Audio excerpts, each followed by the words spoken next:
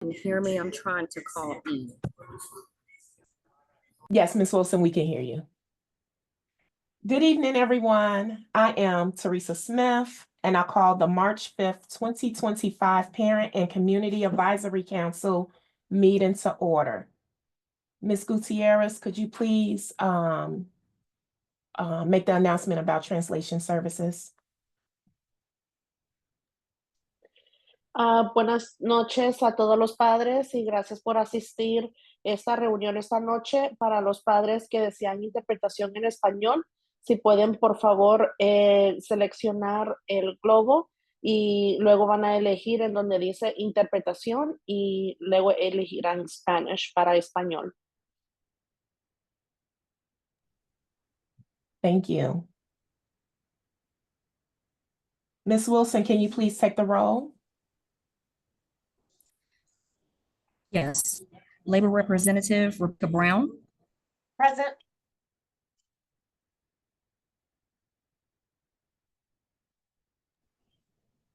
Here. Business Representative Sharice Holden.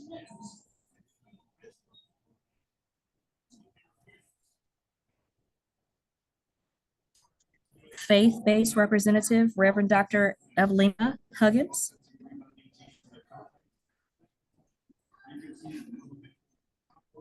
Civic Community Representative Carletta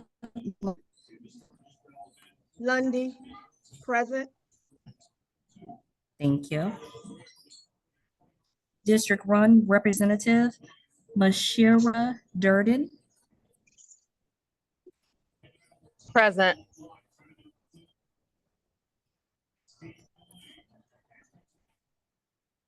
District 2 Representative Recording Secretary Latanza Wilson. Present. District 3 Representative Helen E. Lobo Correas. Buenas noches, señora Correas, ¿está presente? District 4 Representative Christopher Smith. Present. District 5 Representative Kimbra Lawrence.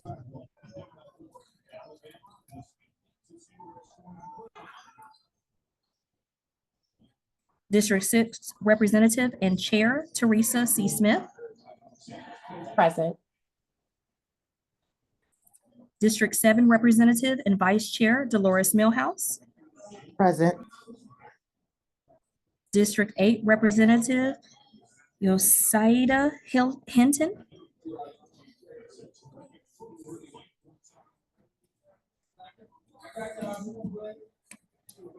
District 9 Representative Sade Davis. Present. Superintendent Designee Representative Dr. Sheila Jackson Lee. Dr. Sheila Jackson. Thank you for that promotion. Present. And Superintendent Designee Representative Robin Welsh. Present. Madam Chair, we have quorum.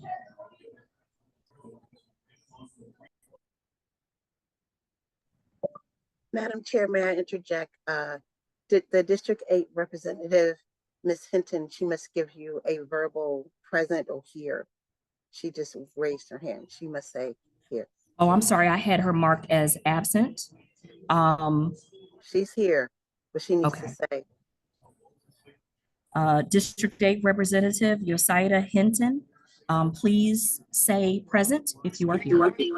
Present from my phone. My audio is not working. Sorry, working on it. No problem. Thank you so much. Thank you, Ms. Wilson. So we do have a quorum to conduct business today. So I was hoping to open this meeting up about the transition to good weather, but unfortunately today we have been met with showers and some people do enjoy the rain, so I don't want to damper that. But I did look up what does it mean to have good weather, and it tells us that it can have a positive impact on our mental and physical health because we are more active and social. So I hope that the sun returns soon. Tonight, we have a guest here, Mr. Morales. He is the Associate Superintendent of Communications and Community Engagement. I will give an opportunity for him to introduce himself during agenda item 2.1. So let's get into our agenda. Item 1.4, adoption of the March 5th, 2025 meeting agenda. I hope everyone had an opportunity to review the agenda. Are there any objections with adopting the March 5th, 2025 meeting agenda? Hearing none, the March 5th, 2025 PCAC meeting agenda is adopted.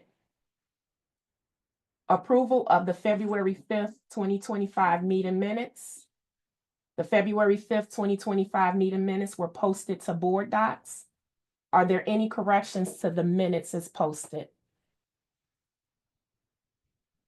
If there are no corrections, the minutes are approved. The next order of business is the report of the chair, item 1.6. On February 12th, I shared a copy of the last PCAC report that was presented to the Board of Education and Administration. If you have not taken a look at this document, please consider reviewing it. We plan to prepare a similar report for this term, and we would like contributions from everyone. The next item, some of our terms will be expiring soon. We have asked the Board of Education to take a look at this and let us know when the next application process will be open. I'm going to give an opportunity for Vice Chair Millhouse to provide further details about this item. Thank you, Chair Smith. So we submitted a notice to the liaisons last month, advising them that the terms are actually expiring at the end of this school year, June 30th, as well as making sure that per the policy, it states March 1st in parentheses, but it also says April 1st. So the application period does need to open now to make sure that we give the community members enough time. So at this time, the District 1, District 2, District 6, District 9, and the labor union representative, which is also labor union and nonprofit, are the vacancies that are open.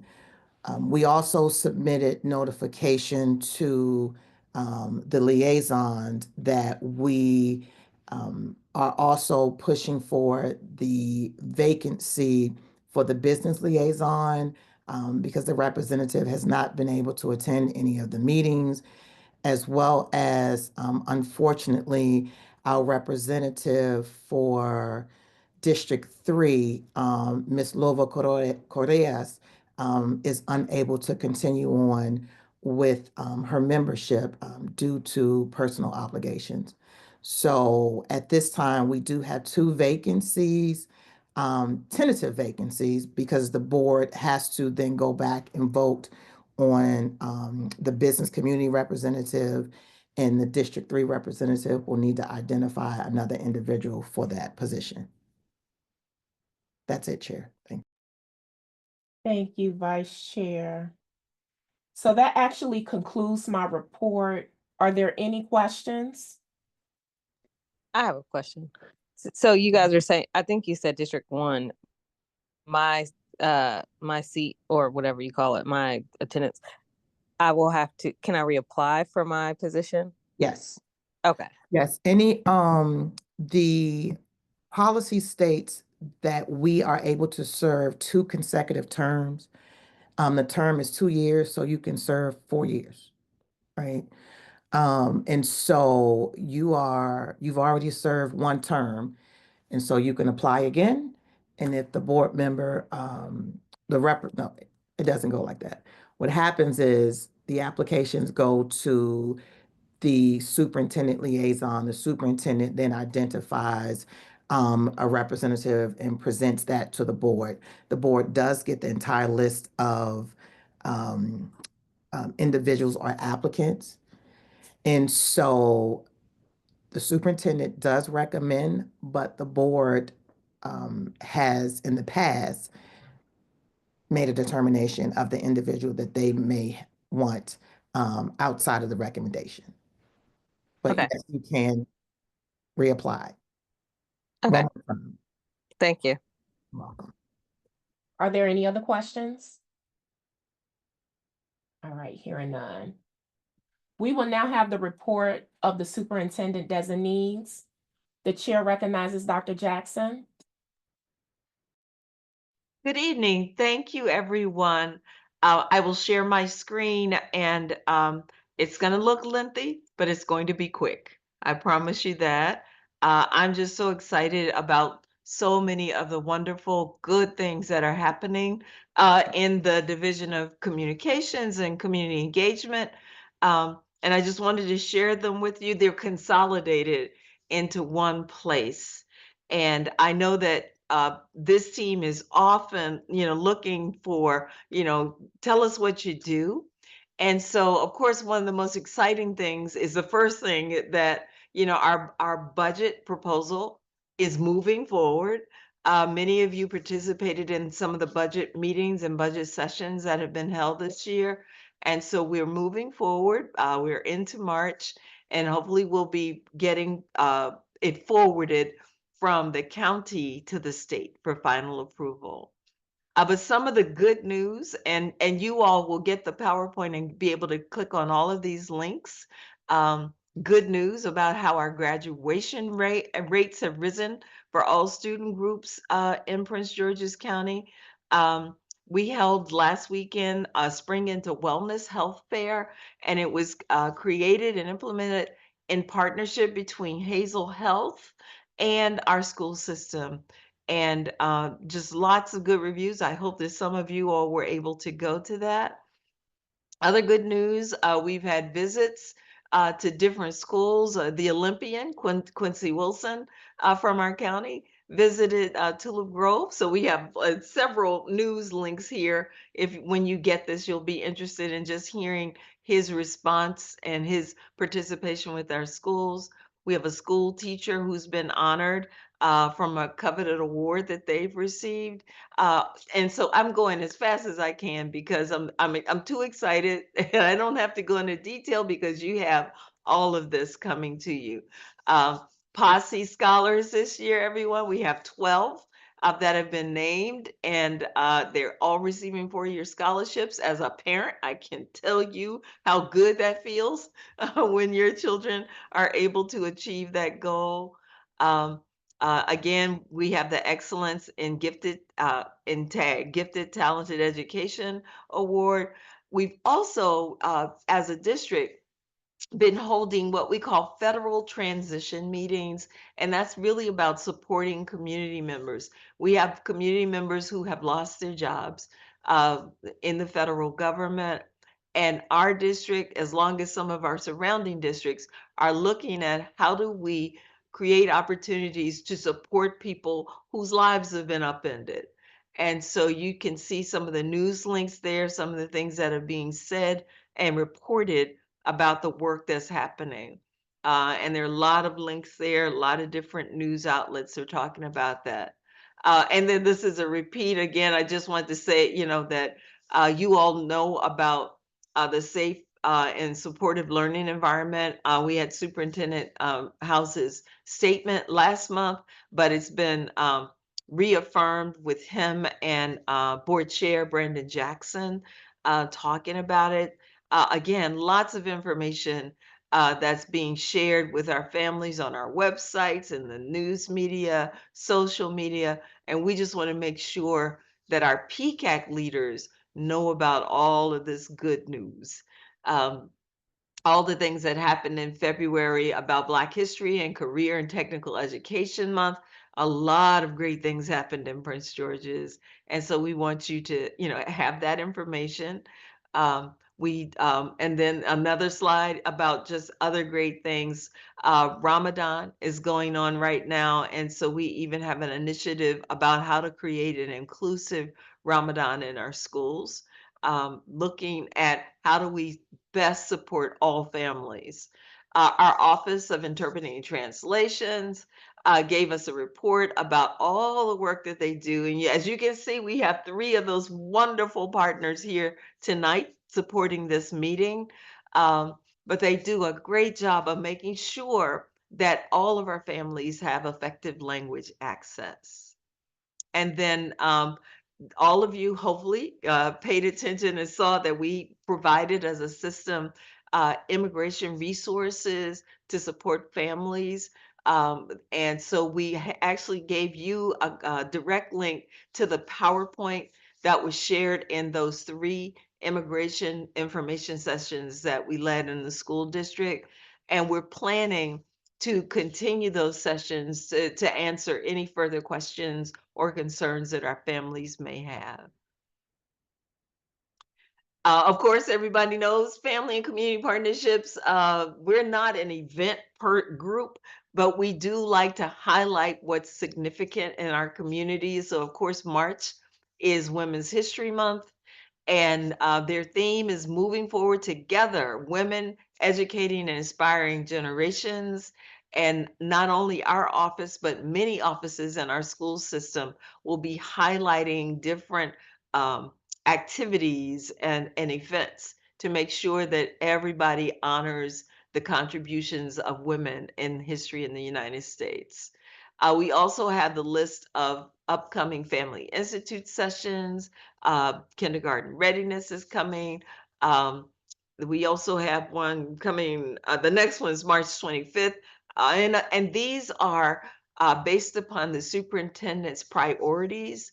And so benefits of bilingualism is really important for us to make sure that we all value. I don't know if you all heard me speak Spanish in the immigration sessions. It is important for us to, make sure that all of us develop the skills to be able to communicate effectively across our entire community.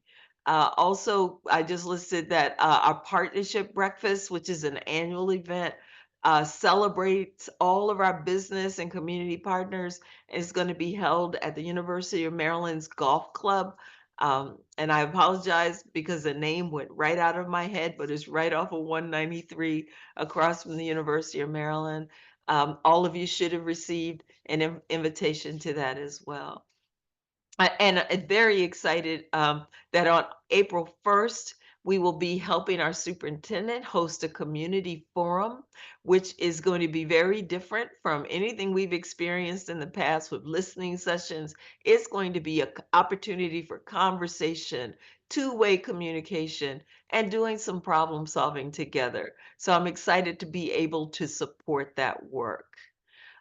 We also, I think I said this already, we're planning follow-up sessions for the parents for the immigration resources. Our Pride conference planning is happening. And then just sharing some information about, again, about our PEAs who are truly boots on the ground, helping us move forward. So I'm sharing with you again our calendar for the Spring Family Institute sessions. And as always, I like to give you updates about what our department has going on. But again, across our district, our office, as well as community schools in Title I and our strategic partnerships offices, make sure that we are engaging families to the best of our ability and in partnership with you all. So I think a hand is raised. Ms. Millhouse, please ask your question. Okay, so first, I didn't receive the invitation yet, Oh, for Either the, of us. yeah, I know we did last year, and for those of us who were able to attend, it was a good,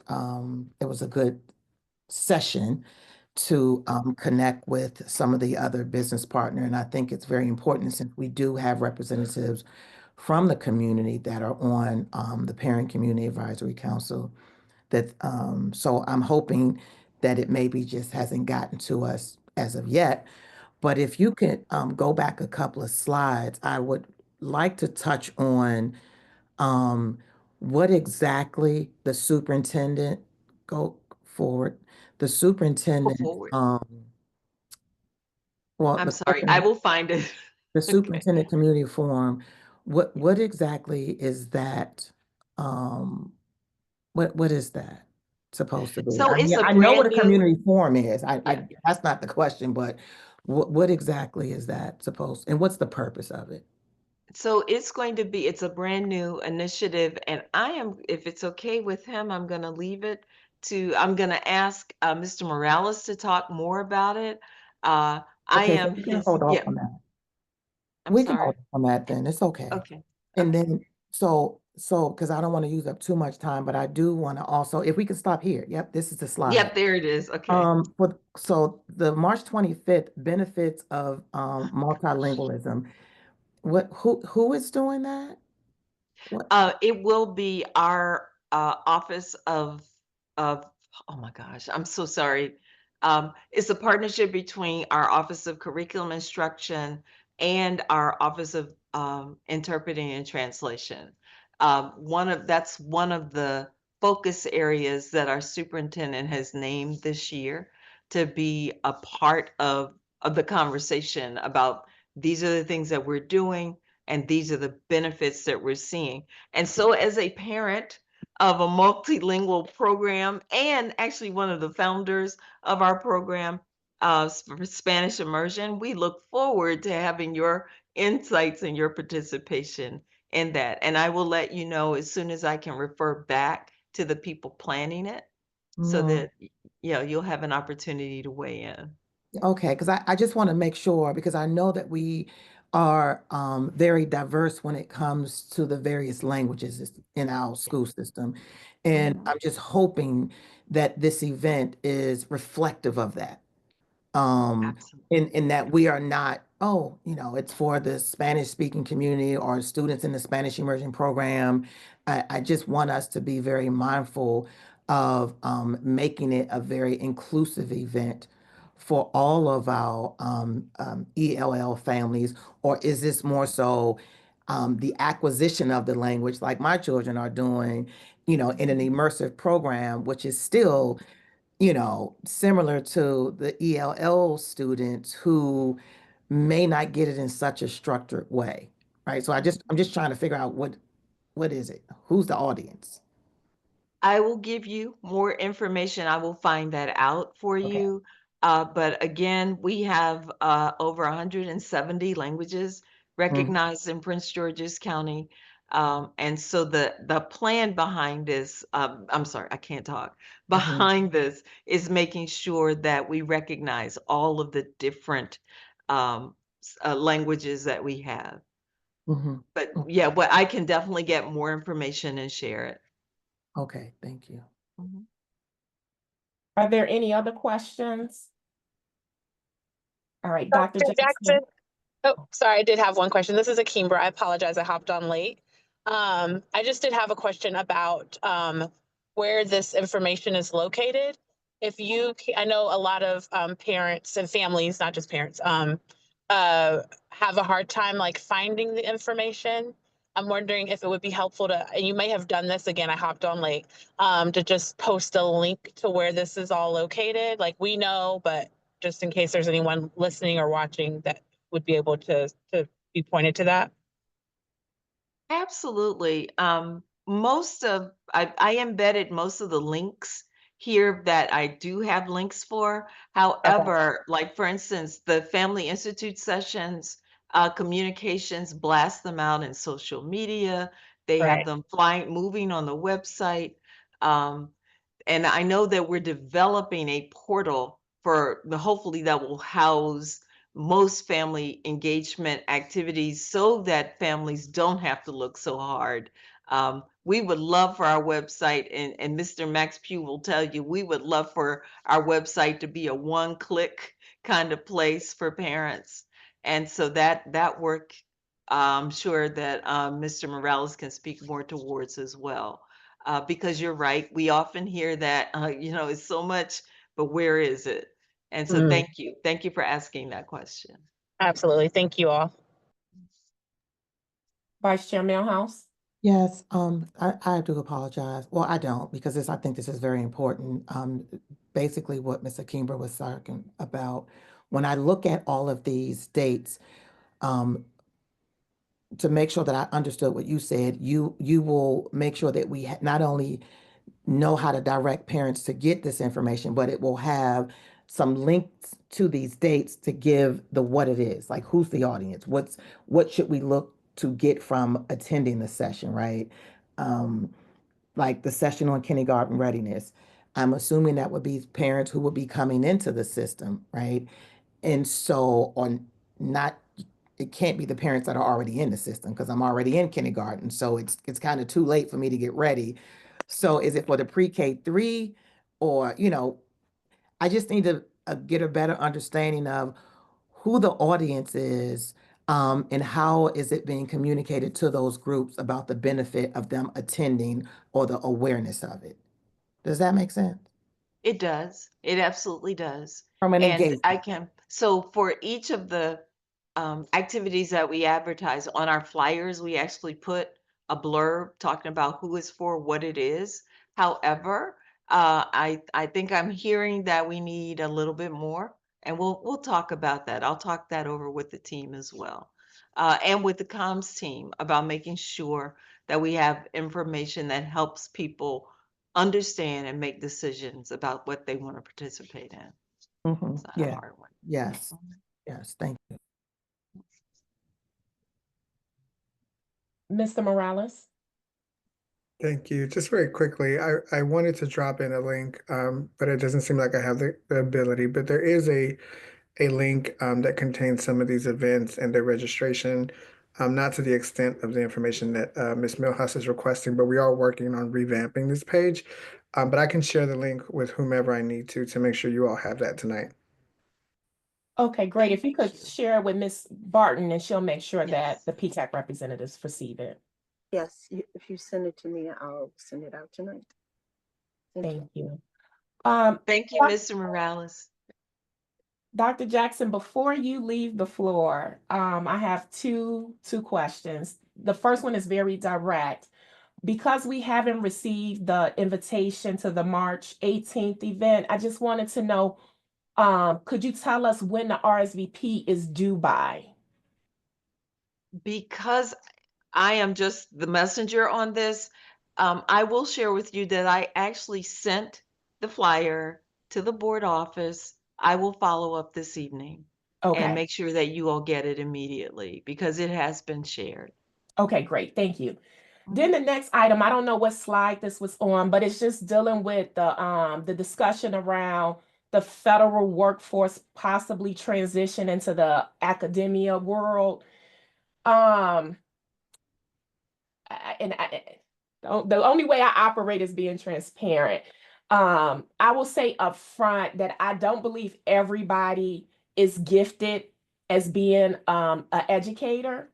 So, and I don't say this to be derogatory or anything. So my question is, how is the district preparing those who may just need a job versus having a gift or a desire to really teach? Are we really preparing these individuals to be in this educational setting? Mr. Morales, may I defer that one to you? Yeah, absolutely. So I will say I am working with human resources. The team is working with human resources on this campaign specifically, which just launched. And you're absolutely correct. There are a number of positions. Not everyone will be looking for the classroom or let alone qualified to be in the classroom. But there are support positions, there are administrative positions.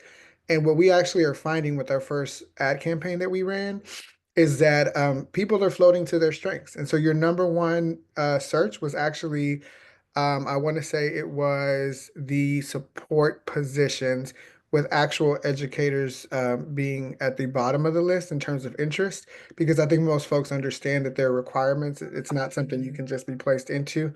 But we are monitoring that. I know HR is diligently reviewing, and there is follow-up that is involved with this campaign. So it's not simply submit an application and shoot it into the ethos. There is follow-up that HR is doing with this to make sure that we're getting the right candidates. Vice Chair Milhouse. Yes, and just to piggyback, and we can like put a pin in this for a later discussion, but when you say support positions, what can you provide an example of what a support position could be or what is posted? What does that mean? So, oh, go ahead. Yeah, I was just gonna say I as not being HR wouldn't want to speak to that specifically, but what I can do is I can share the link with this group again to that federal transition page. And when you click on support positions, it takes you straight to the list of available positions. So that would be more of a direct answer. So I'll find that link for you all. Okay, so but can you find the link and go to the website while we're here so you can, since it's public, right? And you can mention like, hey, this is one of the support positions that's posted. And I'm asking that question because I think it's admirable to the school system to kind of, have this campaign, which is great. But, based on the budget crisis that we're in, which is not a conversation for you, Associate Superintendent Morales or Dr. Jackson, but, as I've been very vocal advocating for the budget and making sure that we are aware of what we're doing, especially not having any money, right? A deficit means we're at zero. We've balanced the budget, so to say. And so we're filling positions that may have vacancies, which we may end up being a position that we have to cut as well. So I just, I'm hoping that when you all are looking at these positions, how many of these support positions actually touch the schoolhouse that we may end up having to remove again based on the budget that has now been sent, and we know that it's going to come back with changes. So if you could, while you're here, since we don't have the link, if you can go on the website and kind of give us a position that is up there. Sure, and I did find it, if I can share. Yeah, that would Sure. be. I stopped. Muriel may have to give you rights to share. Okay.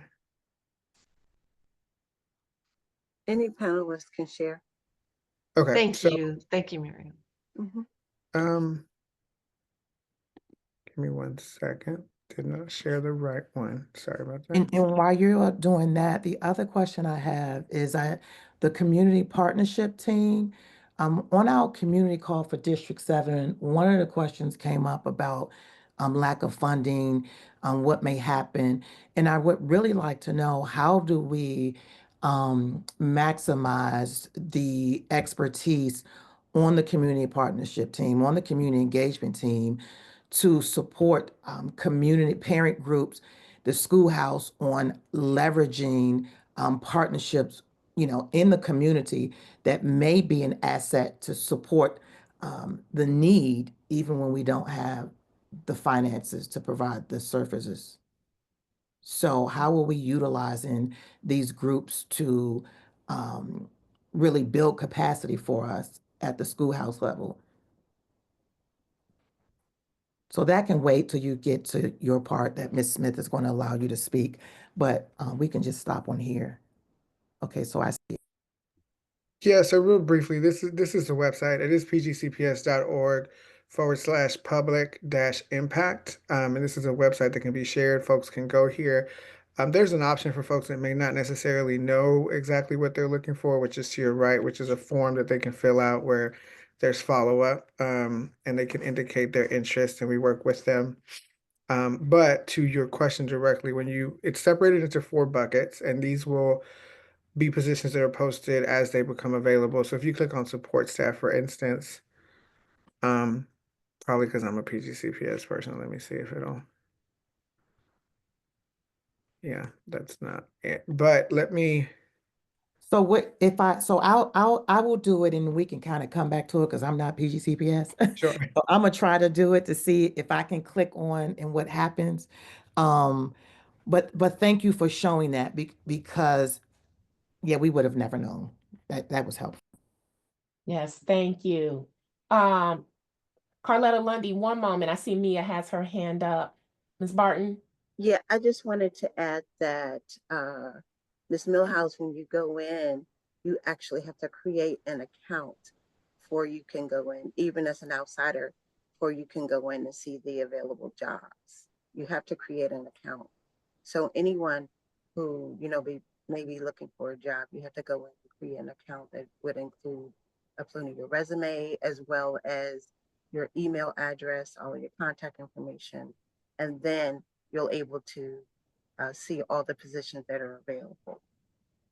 So you're saying I just can't see the list of vacancies on the school district's website without having to complete that task? Correct. You may see just a generic of what's available right now, but it's going to be very generic. It may say admin secretary or parent engagement assistant. It's not going to tell you where it's available, or very specific. It's not going to give you that without creating an account. Thank you for sharing that. Ms. Lundy, welcome back. Thank y'all. Thank y'all. And thank you for all your prayers and everything, and well wishes and phone calls. So thank you, Ms. Barton. That was very helpful. And so I would hope that would change, whoever the communications person is, because if we're trying to get the best, and sometimes we want to have the outside people to come in to be able to view this and have less drama as far as being able to navigate the system. Because even though I'm a stakeholder, I'm not a Prince George's County Public Schools parent or anything like that. And so it's challenging for me to have to navigate and try to find stuff and go on and everything. It's frustrating, just to be honest. So I wanted to ask, is there a video tutorial on how parents can navigate our system, the website? That would be so nice if someone could think about doing something like that, because we want to try to make things as easy, or whatever the word is, I don't have the right word, as easy as possible. And remember, we're trying to get the best people. So if we're limiting how you can access it, then that's limiting the people who can access it. That's just my personal opinion. So, but thank you, Ms. Barton, because I didn't know that either. So that was good information. And thank you, Ms. Morales, for being able to share those links with us.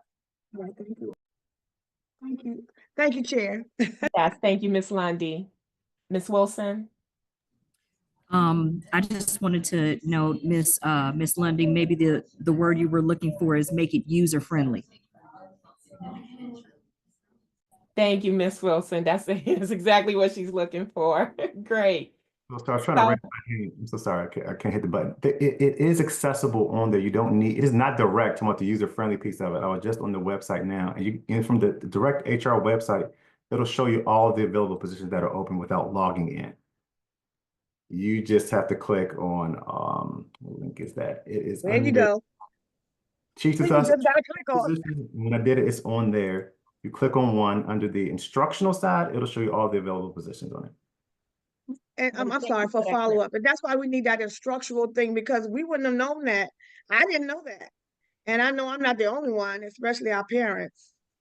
Well, that's why I asked the question, because I know that you can see them, right? But I'm thinking that something new was created for the federal workers, that they had to create an account.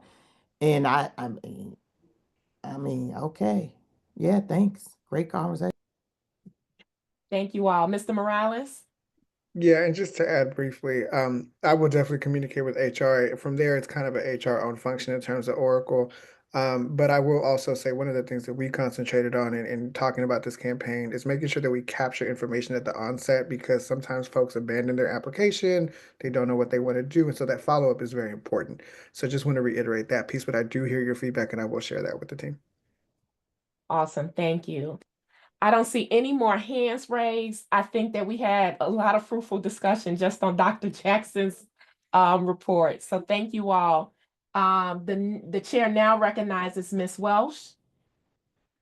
Good evening, everyone. I'll go over the policies that are up for public comment.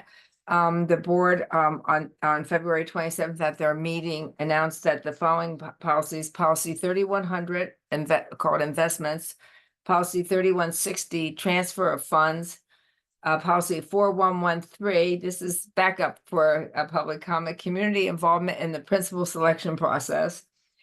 Policy 5111, legal age of admission. All four of those policies have been revised. And so they are up for public comment. And the 27th was last week, and so they are up for 2 weeks. So there's another about week and a half that these policies should be up for public comment. That certainly you can submit your comments. There's a link on the board sites that you can do that. Additionally, 2 policies were rescinded. One had to do with the yearbooks and photographs.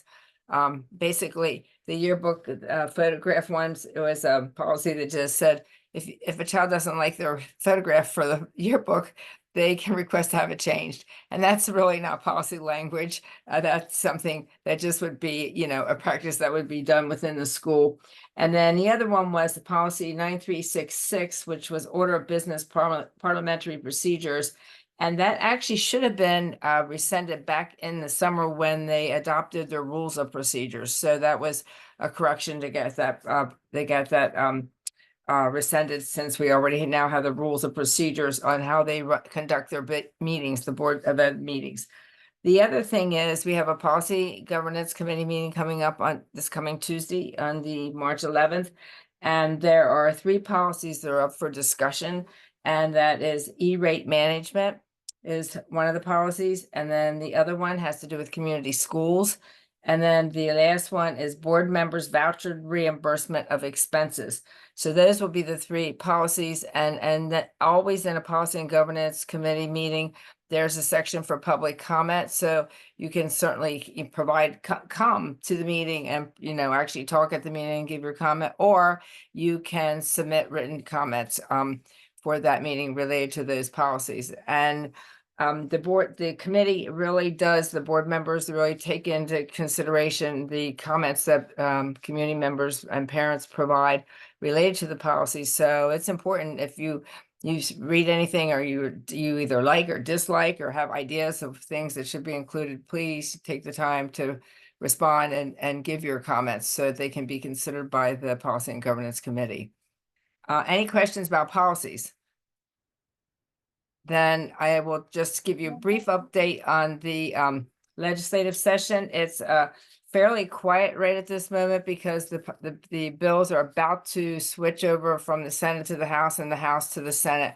And so most of the hearings have been conducted at this point. I did want to share with you that Mr. House had submitted written testimony on one of the bills, Senate Bill 821, which was student immunizations temporary admission period. And that bill, the purpose of that bill was to extend the temporary admittance of newcomer students who are not able to get their immunization in time to start at the beginning of the year. And so that it could be extended to up to 60 days so that they could get their appointments and they wouldn't miss any school. They would be at school right from the very beginning, as well as they would be able to, the school system would not lose any money by the mere fact that, because September 30th is the date that the state uses their enrollment data for that particular day. And if in fact our students are enrolled at that point in time, then we do not receive that per pupil funding for those students that are not enrolled. So it impacts the system financially, as well as it certainly impacts our students by not being able to be in school with the other students at the start of the school year. He did provide written testimony supporting that bill. And then he also provided written testimony regarding this is a bill that he opposed, and it had to do with, I just had it in my hand, and I'm not sure what I did with it. Oh, there we go. He opposed Senate Bill 506. And so in special education, they are able to receive reimbursement for Medicaid services. So certain services that qualify under that umbrella of different types of special education services, we receive funds through Medicaid on providing those services, and we receive millions of dollars through that reimbursement, and it's used to provide services for students and whatever the needs are for our special education students within the special ed programs, they utilize those funds, and it just offsets the cost of special ed services. And it's an important funding source. And so this bill that came through, it's Maryland Medical Assistance Program, use of reimbursement funds by schools. That particular bill was going to mandate, right now it's still out there, but mandate how you're going to use your Medicaid funds. And it actually talked about the fact that you would have to use it for like interns and different types of programs, and extension of trying to recruit other teachers, things like that, when in fact are those funds where actually right now are set up to be providing related services for the schools, professional development, private duty nurses. So those funds have already been identified for particular services for our special education students. So and on top of that, legislators really should not be telling school systems how to use their money when they've gone through the trouble to submit reimbursements so they can receive the money and use it, especially in the area of special education, in the area where they see where they best think it'll address the needs of our students. So he did provide written testimony regarding that particular bill. And then he also testified in person on House Bill 504, Excellence in Maryland Public Schools Act. And that's basically the big funding bill for education. And it was a very important bill, and many superintendents across the state actually testified, as well as many board members. And probably the thing that was the most concerning, there's many things that were concerning within the bill, but the two big areas that was a very big concern had to do with the blueprint has language in it that talks about that starting in 2026 through 2030, there would be collaborative money added to the blueprint per pupil for collaborative planning for teachers. Because research shows that if teachers have the opportunity to work together and collaborate and learn from one another, number one, it improves their teaching, and there's been a lot of research to support that. They develop, a lot of new teaching skills. You learn about different resources, instructional resources, by working together with other teachers, as well as it really increases job satisfaction. And in a world where we're constantly struggling to retain our teachers, it's also critically important for them to feel like professionals and have the opportunity to be learning as well as, when they're teaching.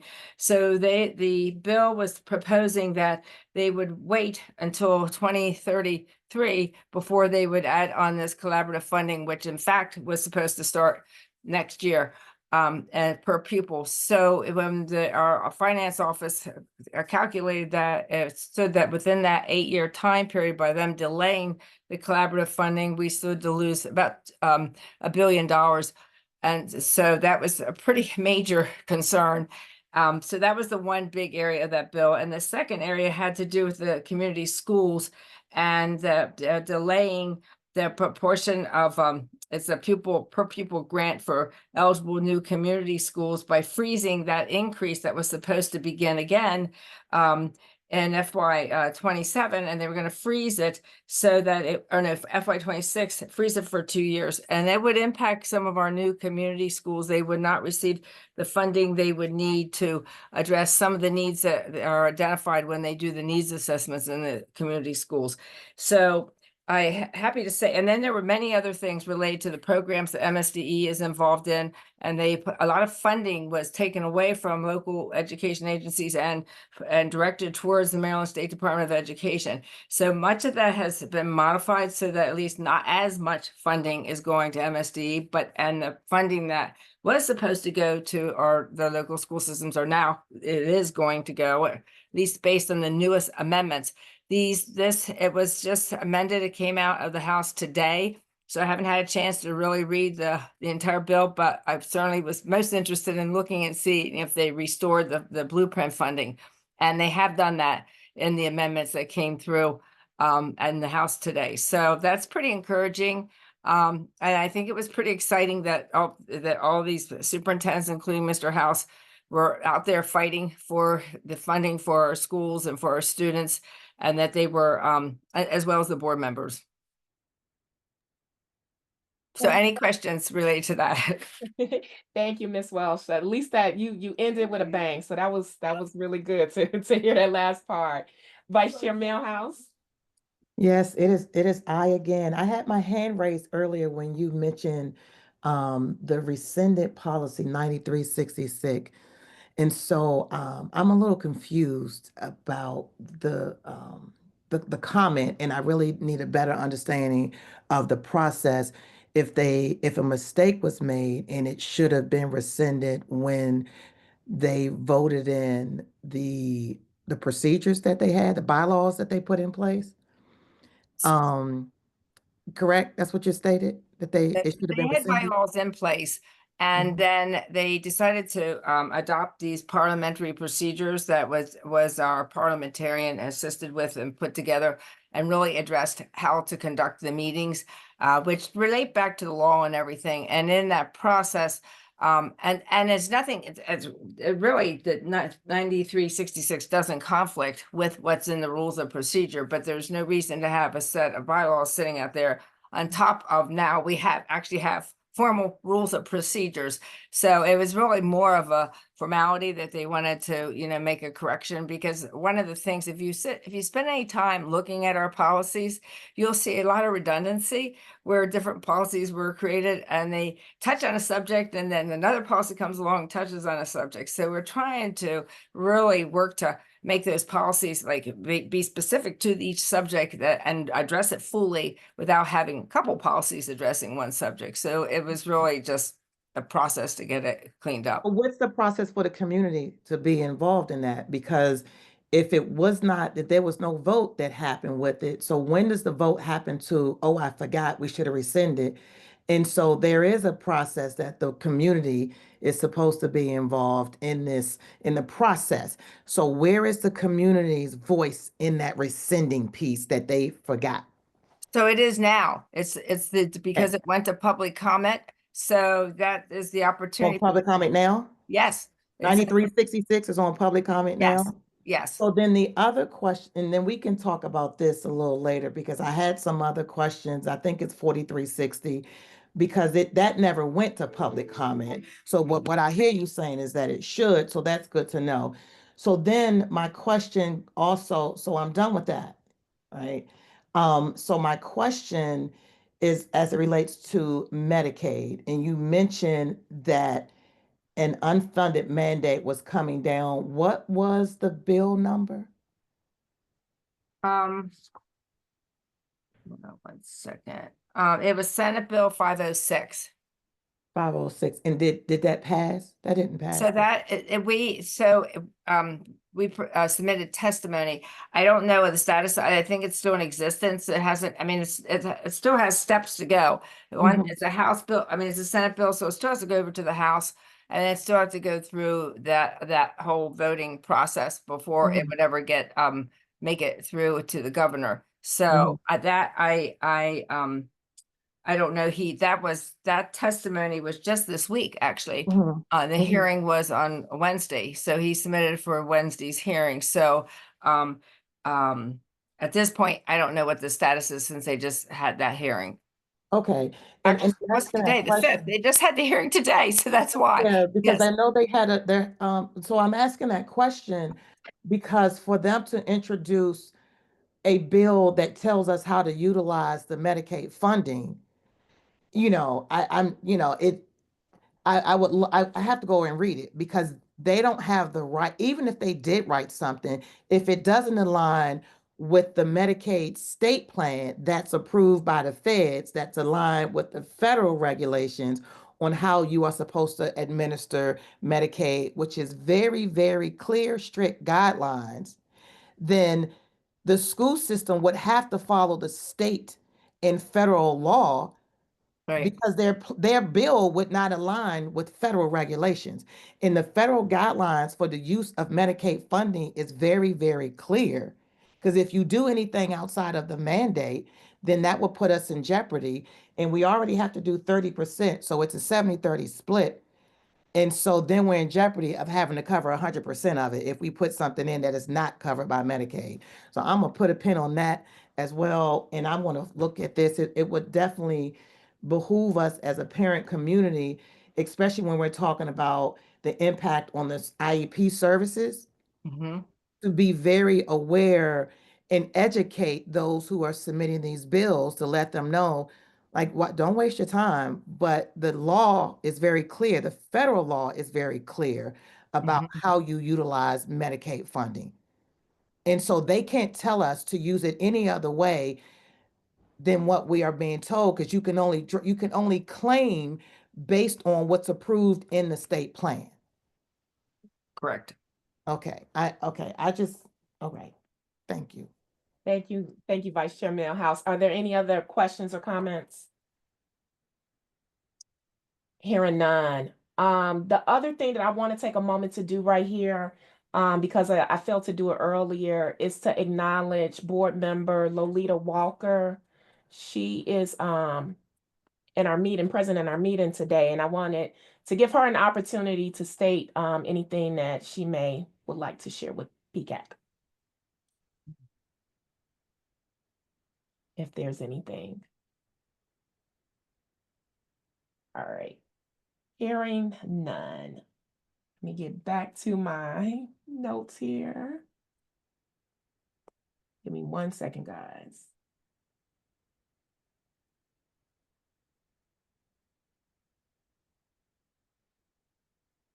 All right, so we're going to now move into agenda item 2, which is our discussion for this evening, parent engagement.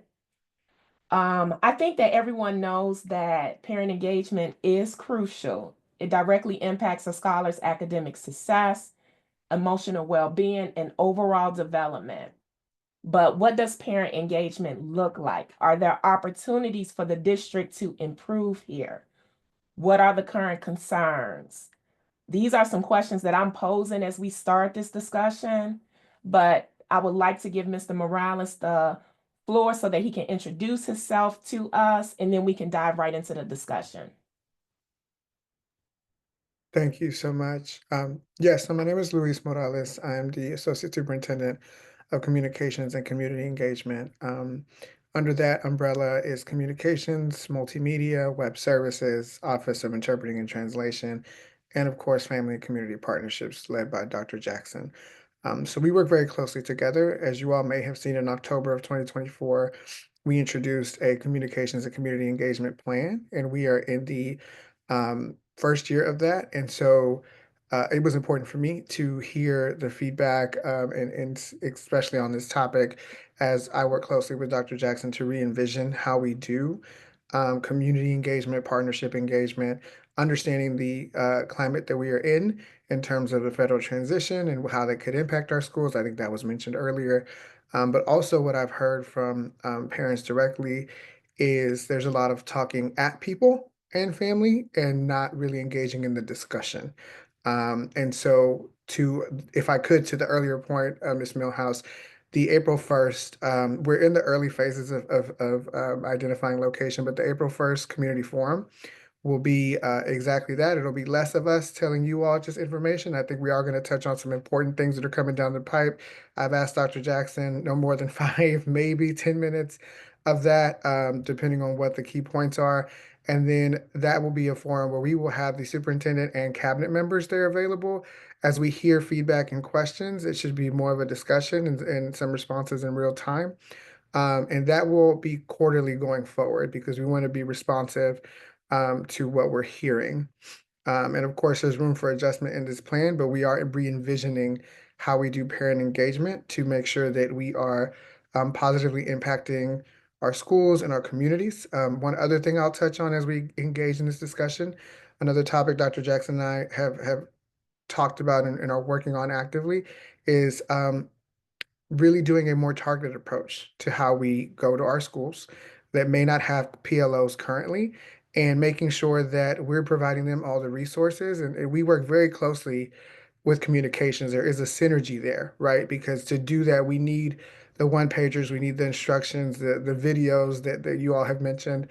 So we are working on that to make sure we're doing direct approaches to the schools and not necessarily depending on folks to come to us for an information session, although that will continue to happen because it works for some folks, but also doing that more targeted direct approach to make sure that one, we're increasing our PLOs, but also we're providing the resources necessary for folks to make their own decisions based on their individualized school community. So thank you for having me here. Hearing a lot of this that I've already heard is helpful, and I hope to continue to partner with you all to continue to improve parent engagement.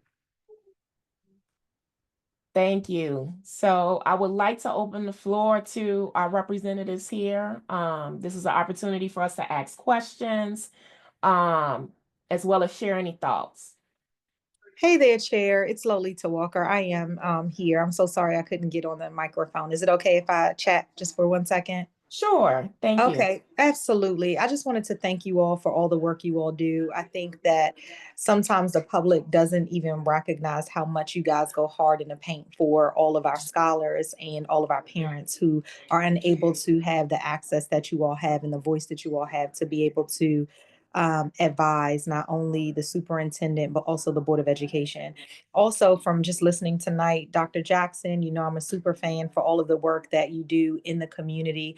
I am really looking forward to Mr. Morales, how we really connect, as you said, and get the word out of all of the amazing work that is being done with community partnerships and engagement, and how our board, quite frankly, can really help to be those voices on the outside to get them into the community. I know I have a newsletter, and honestly, sometimes it goes unnoticed, the things that we don't talk about that. So community partnerships right now is so immensely important to us as we walk into everything that's happening federally. But you know, we've just had elections here in Prince George's County. It's really important that we tap into our partnerships. So I just want to say thank you to all the work that you all are doing and being a voice for each and every one of us. Of course, I got to give a super shout out to District 9 representative who's here tonight. But for all of you all, I just want to say thank you, and to Chair and to Vice Chair Millhouse. Thank you all for leading the helm and really checking us when we really need to know what the parents are saying out in the community. Every time I come on, I have to tell you all that please don't underestimate the voices that you all have to be able to advise and to be able to give us guidance on where it is that we don't see because we're not as close as some of you all are. So again, Chair Smith and Vice Chair Millhouse, and to each and every one of you all, thank you so much. And anything I can do as a liaison for the board, let me know. But I really want to start off with the work that we're going to do by way of overall communication, not only for the populations that we see, but also the underserved populations as well, specifically our special education group as well. So thank you all for everything. And if there's anything that you need from me, definitely reach out. Thank you. Thank you for opening up with that. I'm going to go on mute before I say what I would like to say. So, Ms. Millhouse. Okay, I'm just gonna do 1 second and leave the floor open for other people to jump in, because I think I said a lot, because I have so much to say, so many questions. But first question, what is a PLO? What is that? Mr. Morales, what's a PLO? Yeah, I was going to defer to Dr. Jackson because I don't want to butcher it. Thank you. And I could not find my unmute button. That's an abbreviation for Parent Leadership Organizations. So that covers the whole gamut of what we have. We have PTA, PTSA, PTO, PTSO, parent clubs, parent advisory groups, and we're talking about all of the different iterations of parent leadership organizations in schools.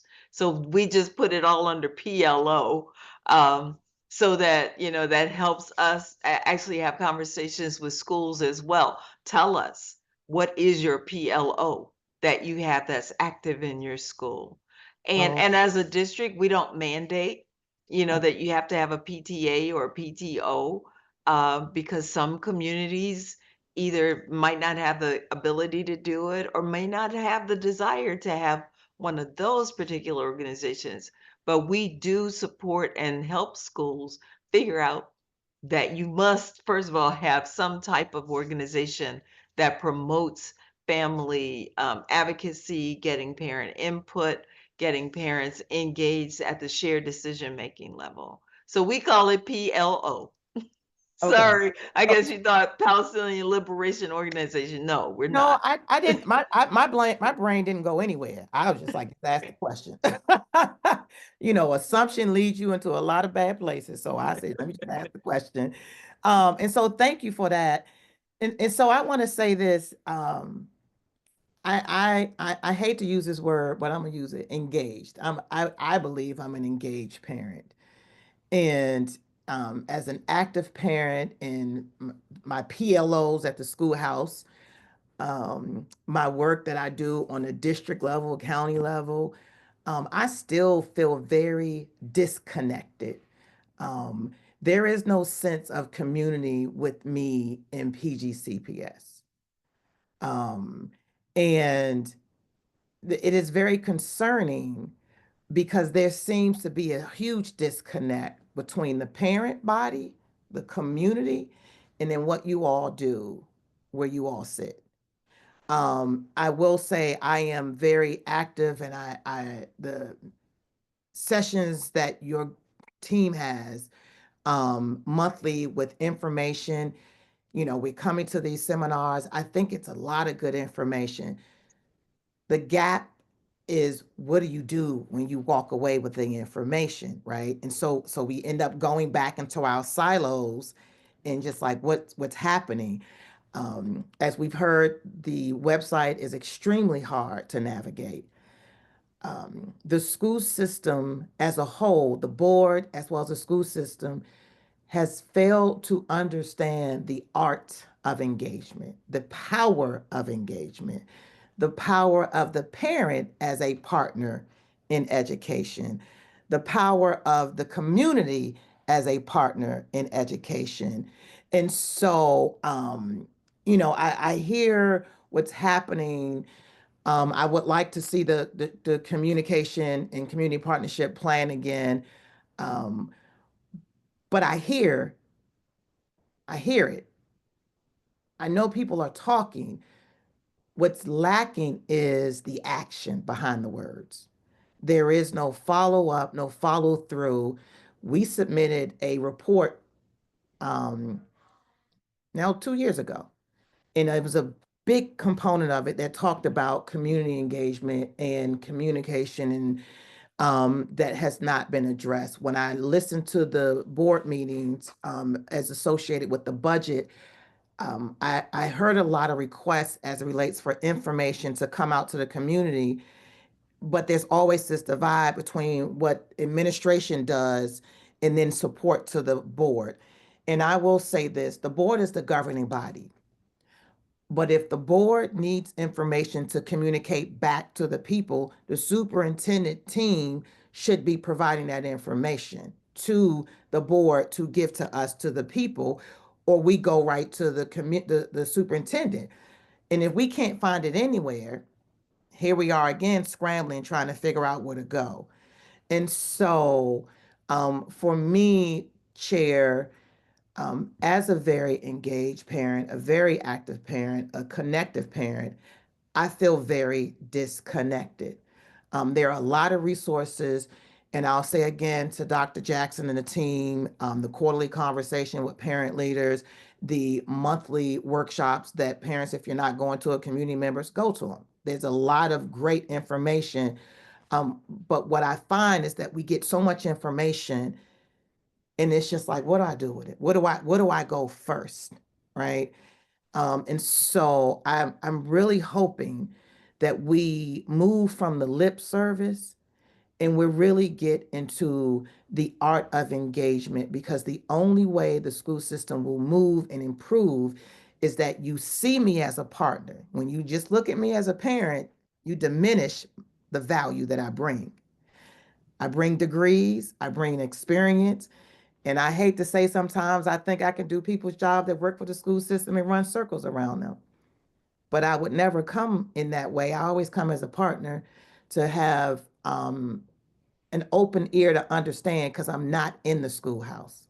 I am on the outside. And so when you see me as an equal, then we engage very differently. So I know in District 7, what we had is a community advisory or parent. We have a parent and a community advisory group that meet, once a month. It has been helpful. I'll shout out Board Member Walker. She always has some amazing events. We as parents have to be more engaged. So there is a level of engagement that's happening. And then when you leave when you leave her event, at least I know, you know what to do. She had a budget session. You know now what to do with that information. So I'll put a pin in it on that. I will say no more and just listen from here on out. But I'm over the check off. I'm not here for the check off. Let's get to work and really operate and partner and utilize Dr. Jackson's team so they can really get out in the community and engage with us like they used to, and the partnership team to help us as parent groups build these partnerships in the community. And we don't really need someone to consistently talk to us, but engage with us. Thank you, Vice Chair Millhouse. And if I know you, if something sparks in your mind, that is not it for you this evening. I think the next hand was Ms. Walker. Yes, and this will be my last comment, I promise. I try really hard when I am able to come to these meetings to not say anything, just to pull in the information. But as we're doing round offs, one of the things I really just wanted to impress upon this group again is, to be partners and what that really effectively means, particularly for the board. And I can't speak for the administration, but I assume it's the same. I want to leverage my role as the board liaison to be able to get the advice. You all are advising of an advising board, to give that information to the board, to give it to the board so that we can communicate effectively, so that we can implement these strategies. I know I'm new to the liaison role, but I'm a parent as well and have been on a PTA before, have been in a leadership role on a PTA before. And so what I'll share is this.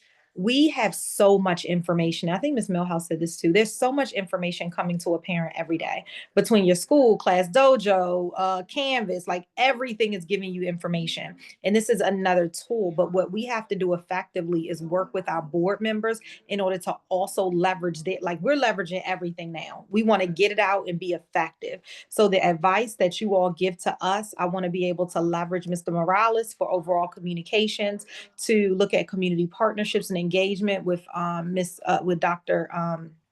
Sheila Jackson, but all of those things I want to be able to give. And I'll tell you all that sometimes beyond what the board agenda is, there's some board members who aren't able to get to all the levels that we need. So if it's not on the agenda, sometimes people miss that. It's not an excuse. I'm just telling you what is. And so what I need to be able to do as your board liaison is take this amazing information that you all are giving monthly, be able to synthesize that information and give it to board members and say, hey, as a combination between Mr. Morales, like, here's some thumbnails that we can use for information, like just some thumbnails and some details that we can use from information that's coming. And then me to be able, as a District 9 board member, et cetera, send it out and say, hey, from the board liaison perspective, this is what I need you all to shoot out in your newsletters. And I think that'll be helpful, as well as finding out from you all, like what you all gave us a while ago for the advisement document that you're saying you're going to revise. I'll tell you, I read it, I saw it, and it is information that we need to implement, and we didn't do a good job doing that. You all did a phenomenal job at doing that. So what I will do, and I will say as a board liaison, is I will ensure that you can get in front of our board to let us know those things so that we can act differently and more efficiently. I do agree that it is the board's role as well to reach out to our liaisons. Some people don't know who their PCAC member is. And so I'll take that back after this meeting and say, hey, do you know who your PCAC representative is? Here they are. And did you know that there's a business liaison or a nonprofit liaison? So that's just information sharing that I can take that to do a report and share back. So any of those ideas that we have, so I could get more information to the board, I'm here to be able to be that mouthpiece for that as well. So we'll work together make sure that everyone has read the policy, knows the policy, and can knock it out. So, about to say Chair Walker. No, it's okay, no worries. Gotta get used to that. I'm so glad that you ended with the policy. So just as an initial reaction, in Board Policy 1500, PCAC should be engaged, or the board should be engaging with PCAC, and we're still lacking in that regard. I did share that with the chair. We started a new week, so it was last week, and I shared it as PCAC chair, but I also shared it as District 6 representative. That is one area that we need to improve upon. PCAC does have engagement with the administration, but we need it on the board side as well. Absolutely. And I'm so glad you brought that up. So actually, coincidentally, today, I also sent a message to the chair as well. And just as a reminder, because I know there's a lot going on, is that quarterly, and it says at the minimum quarterly that we should be engaging.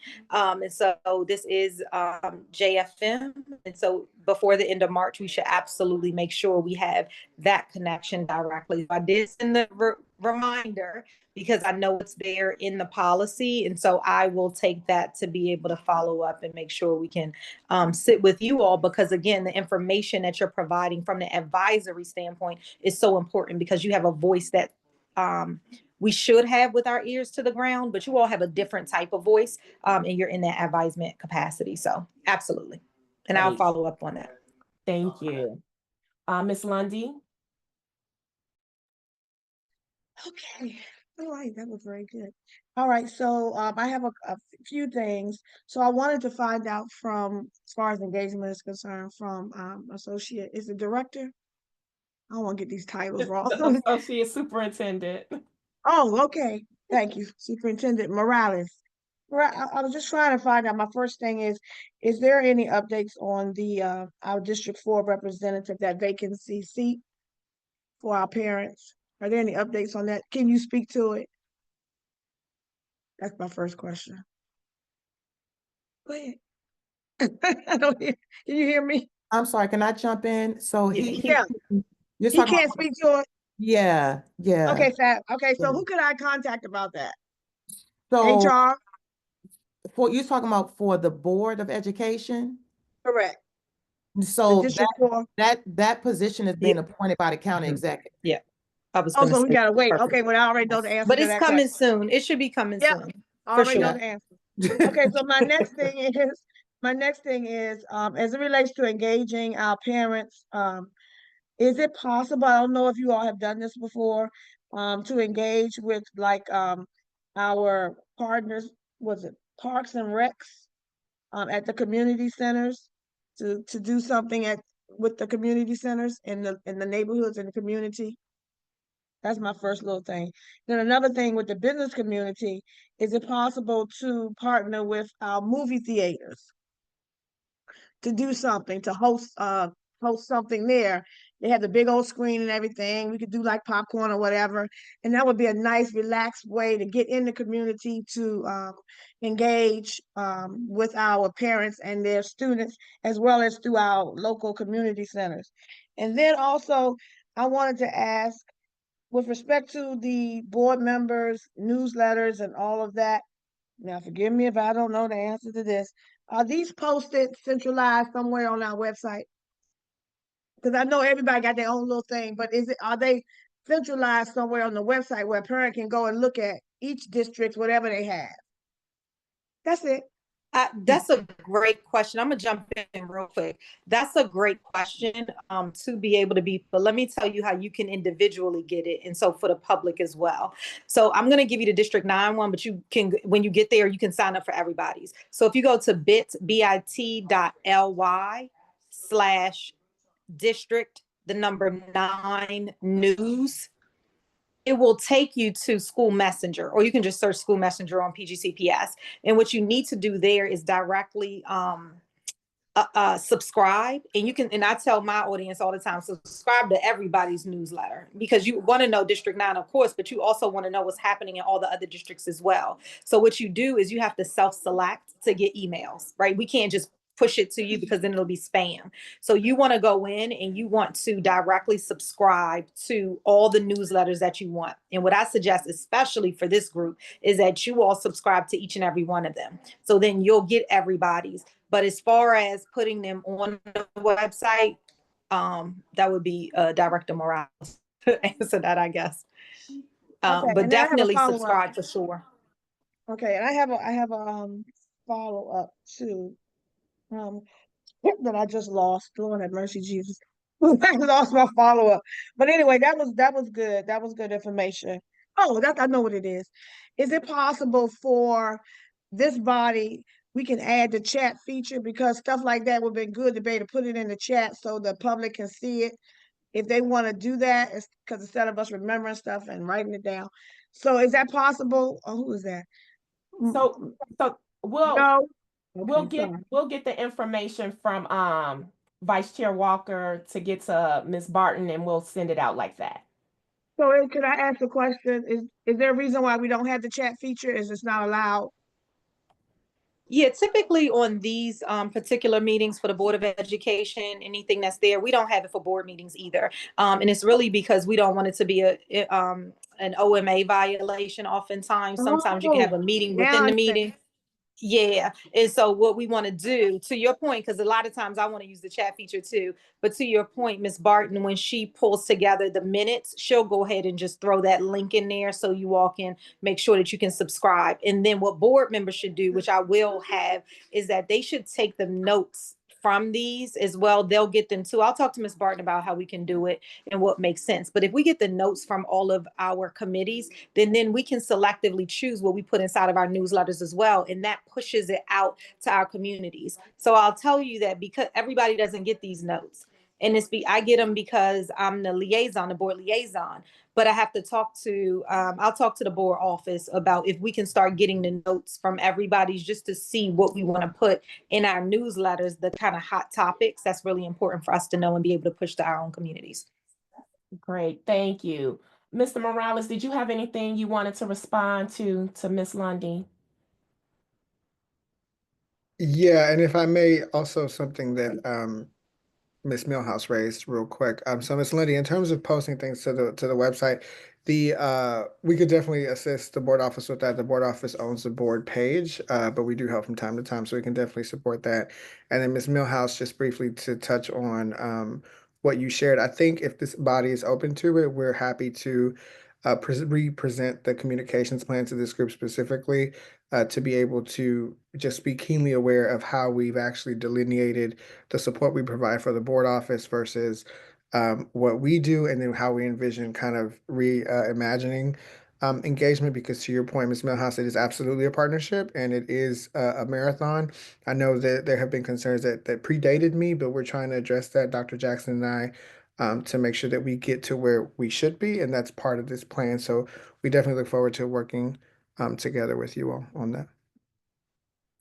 Chair, is it okay that I speak real quick? Sure.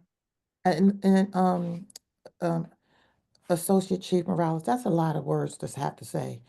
So Mr. Morales, is it okay if I just respond to you in that way? Thank you for that. And that would be great. And hopefully the committee as a whole, we will be open to that. But I would also like for us to be able to, you can share us what you have, but to be open to some feedback that we may have based on, the work that we're doing with our board members, but also what people are coming to us and sharing and what we're experiencing. Because what you all may see from engagement for where you sit is not the same thing that we experience, right? So the experience is very different when you on, boots on the ground. And I just want to add to Ms. Lundy, the Jumpstart engagement document that was created by PCAC and that we shared, and hope that the school system would adopt in some way as a easy toolkit for community. It walks through how an individual can sign up to start getting information and start getting engaged. So that is up to the changes that need to happen on there are, it's no longer School Max and it's Parent View. But again, we're hoping that the school system does look at it and think about how they could utilize it and, update it somehow to make sure that parents know what to do once they get into the school system and stay engaged. So thank you, Mr. Morales. Thank you, Ms. Millhouse.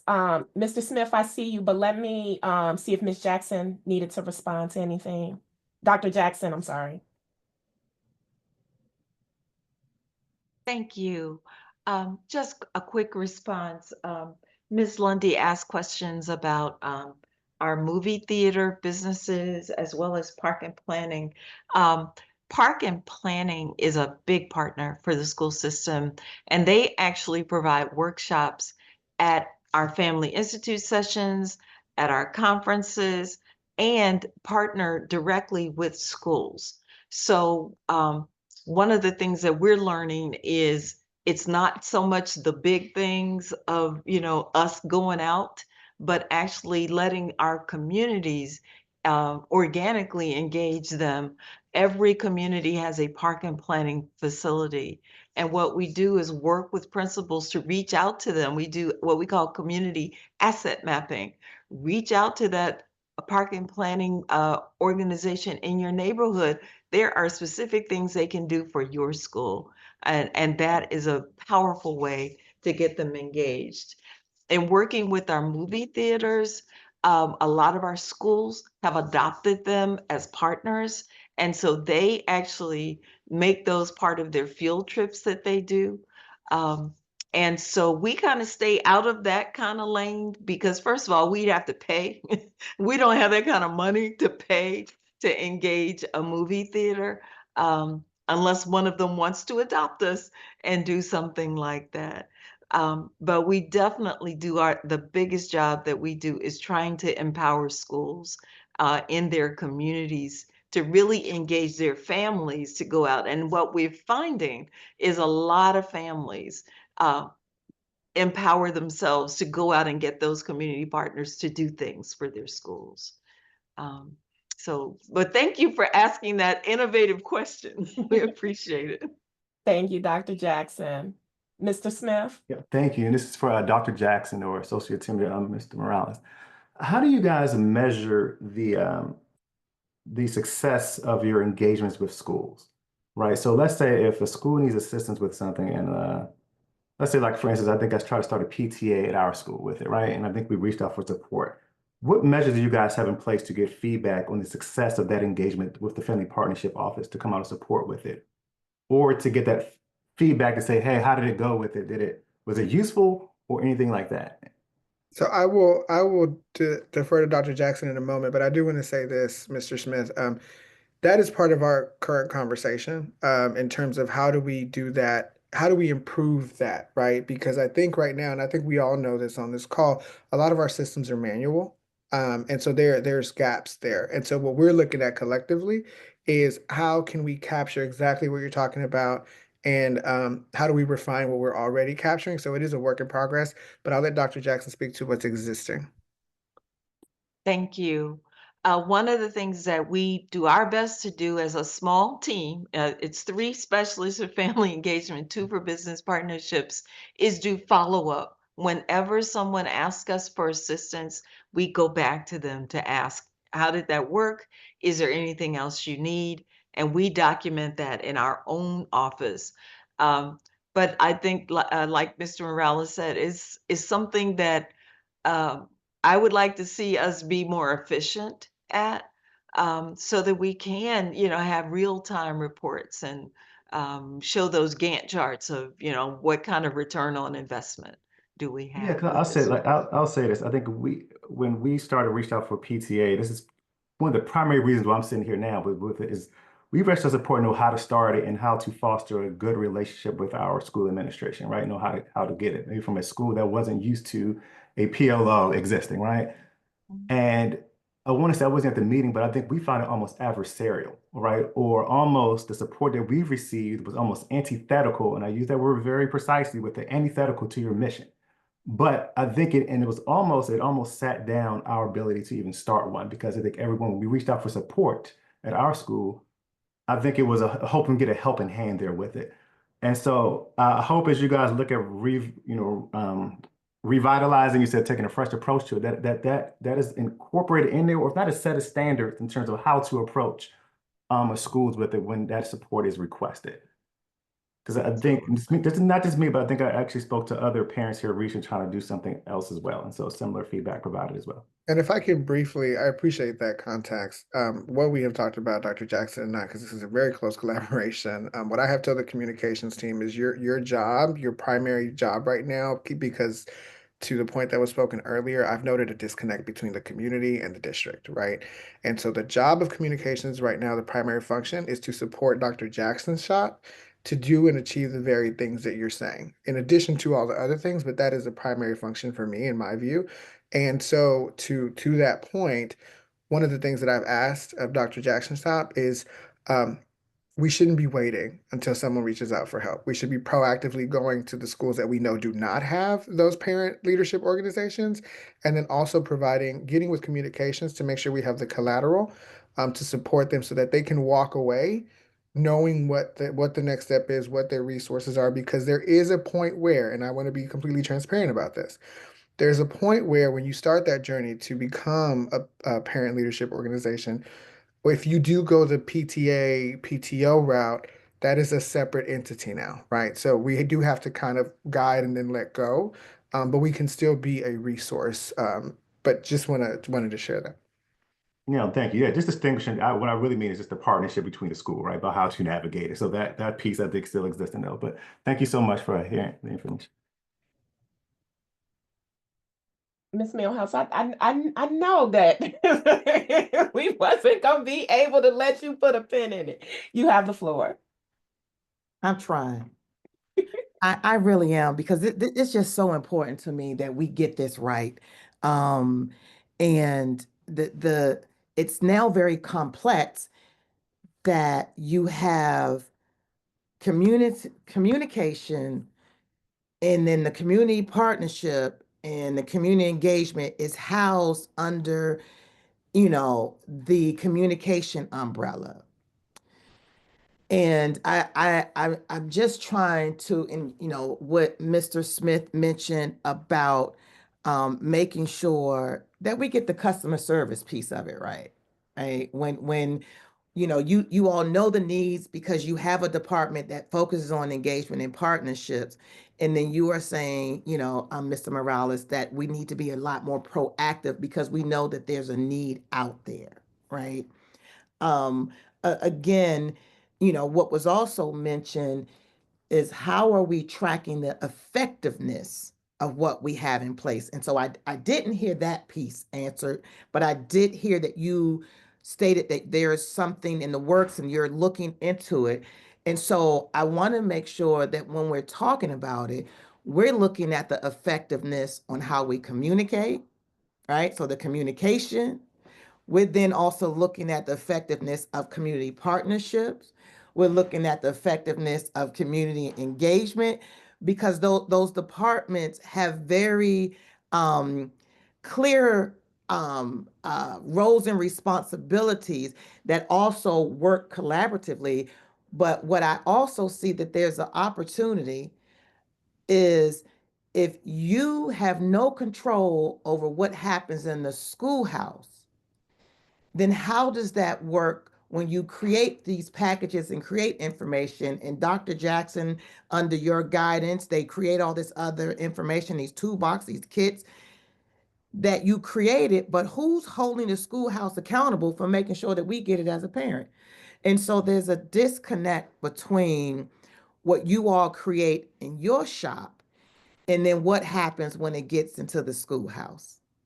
And so that's a bigger, broader picture that needs to be addressed as it relates to accountability. So we can say that you have been accountable, you did your part in creating, but you are not responsible for what happens once it gets to the schoolhouse. And that is the disconnect. There are a lot of great tools, a lot of great information. We're not getting it somehow. So what does that look like with you and Chief Davis?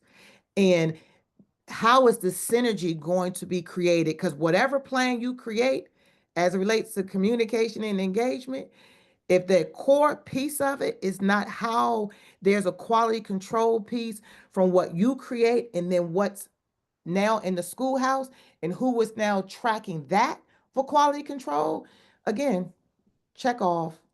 You did your part. You can say that I did it, but there's no accountability. Mr. Morales? Yeah, thank you. No, I appreciate all of those points. And so I also want to be very clear. When we talk about, and you're right, I didn't answer this, but let me try to answer it now. When we talk about how we measure, right? Yes, there are things in progress, things we're trying to refine, but right now, we're looking at it, we take every campaign and we look at what was the open rate, who engaged with it, how many phone calls were received, how many didn't get answered, how many people were opening the newsletter. We've had conversations about maybe some things do need to be printed in limited capacity because the open rates are not where they need to be. So we're looking at all of those metrics. One of the things I've talked to Dr. Jackson about and we're working on is making sure that we're also it's also monitoring the increase in PLOs, but more importantly, as we're doing these information sessions, it goes beyond that, right? We are actually instituting, hopefully I get to present the communications plan to this group, but in the communications plan, part of what we shot for is 100% participation after every information session in a really short survey that lets us know exactly what you're talking about here. Did you get your next steps? Did you get the information that was helpful? So we're trying to monitor this on multiple fronts. And then the other thing I just wanted to clarify, the engagement should never look like going to drop something off to the school and just leaving it there. What I've actually requested the team to do, connect directly with the principal, yes, ask for their most fierce advocates at the school level and meet with those fierce advocates, those parents, those partners, and actually start to walk them through, not just drop something off at the school and let it sit there. We want to make sure we're engaging directly to hold your hand until we get to that point where, okay, now we're starting this process of a PTA or PTO. Okay, but there's so much autonomy in the schoolhouse, and I get it. I feel like you're just like, okay, we can do this. I just want to make sure that you're realistic about the part of the puzzle that you have no control over. So how does the superintendent make sure that there is a Q&A, at the schoolhouse level? Because you still cannot do any of that unless the schoolhouse opens its doors and say, welcome, we're going to invite you in.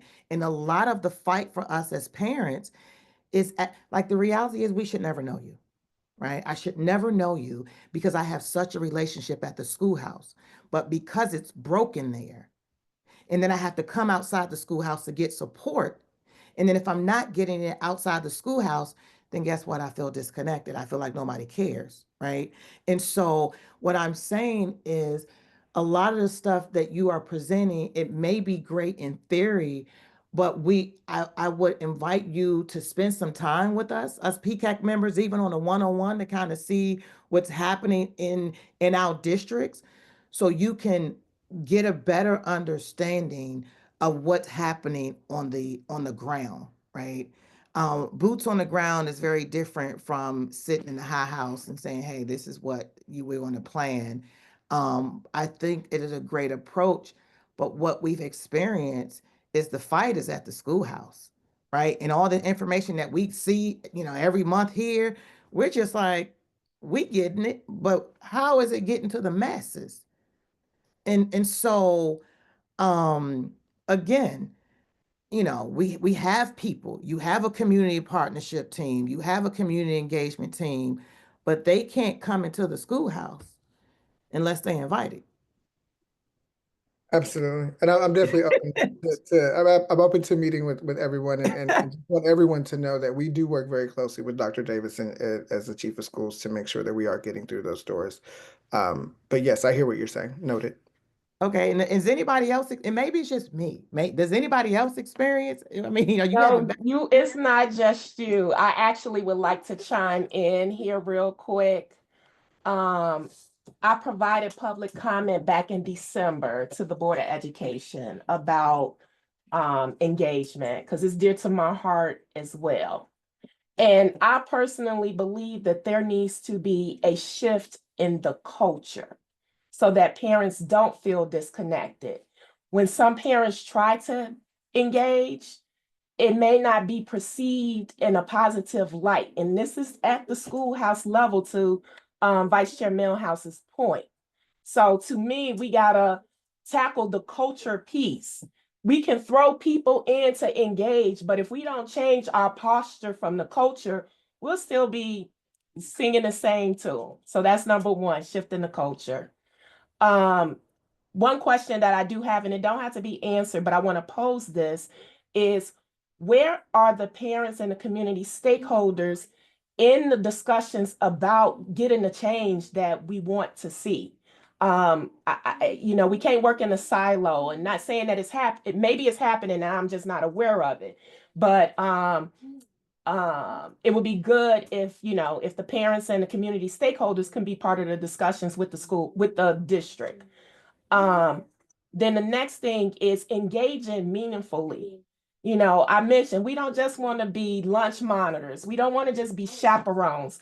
Ms. Millhouse mentioned earlier about, families having skill sets, tangible things that can be beneficial to the district. We're more than just a parent to the scholars that's in the schoolhouse. So I think that our schoolhouses have to see us in that light. We want to partner with you, but you got to see me as more than just being a parent.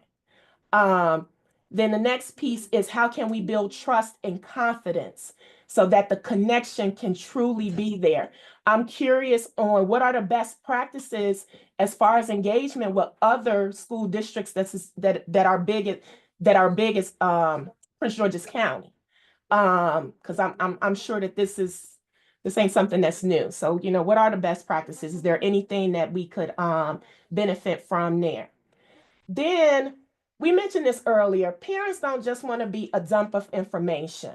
It's more than just information sharing here. Last night, I talked to a parent in my district. We ran into each other while we was at an event, and we both shared the same experience about something that had happened at a school.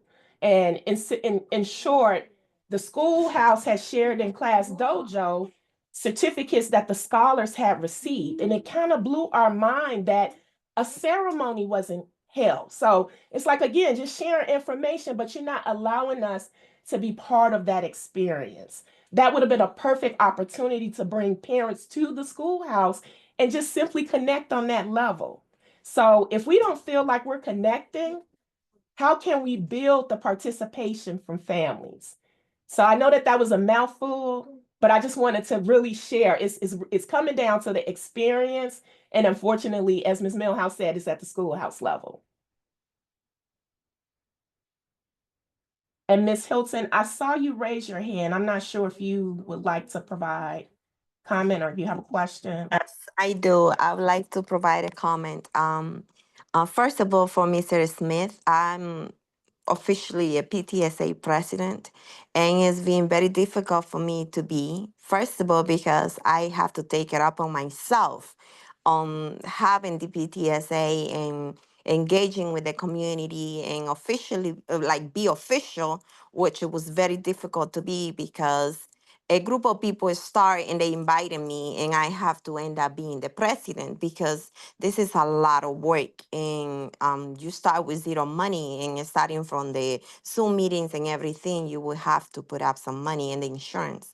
But I'm official and we make it work, but it's being very difficult to get engaged because I try to have meetings twice a month or fundraiser, and it's very difficult to engage anybody from the school or the parents.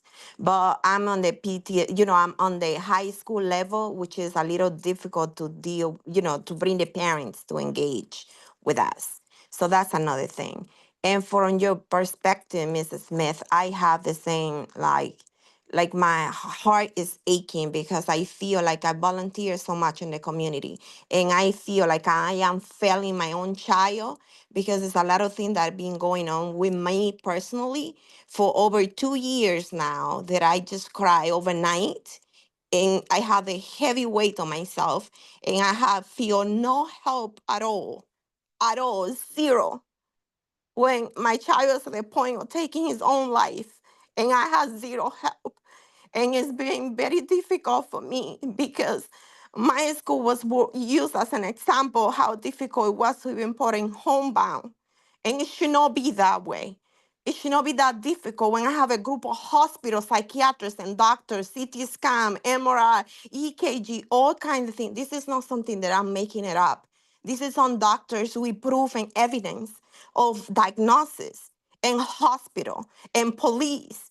And the one thing that I even saw in my house was social services after trying to get an IEP, which no parent should experience that in their life.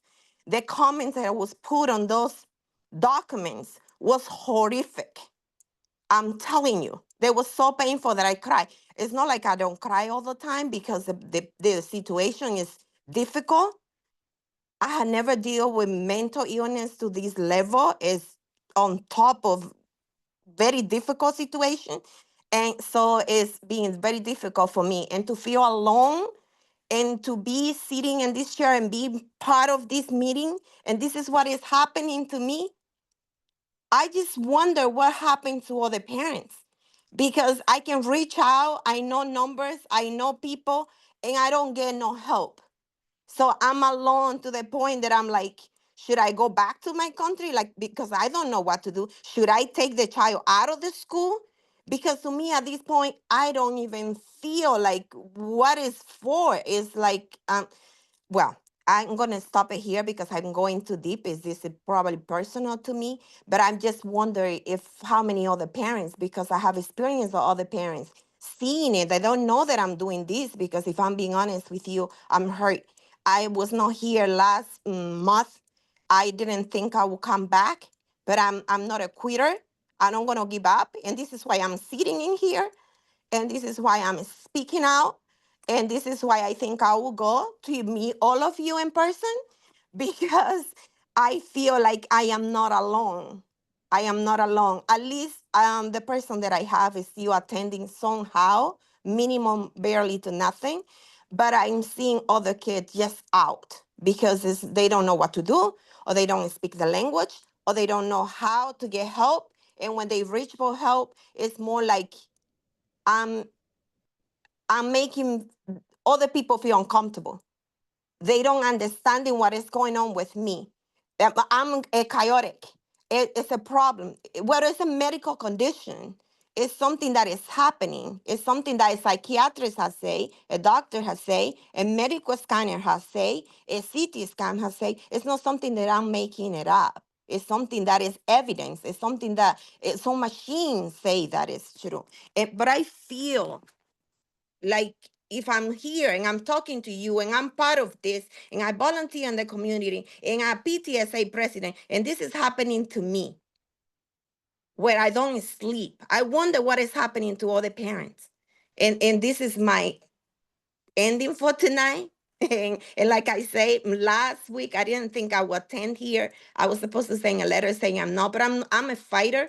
I'm not a quitter. I'm not going to give up.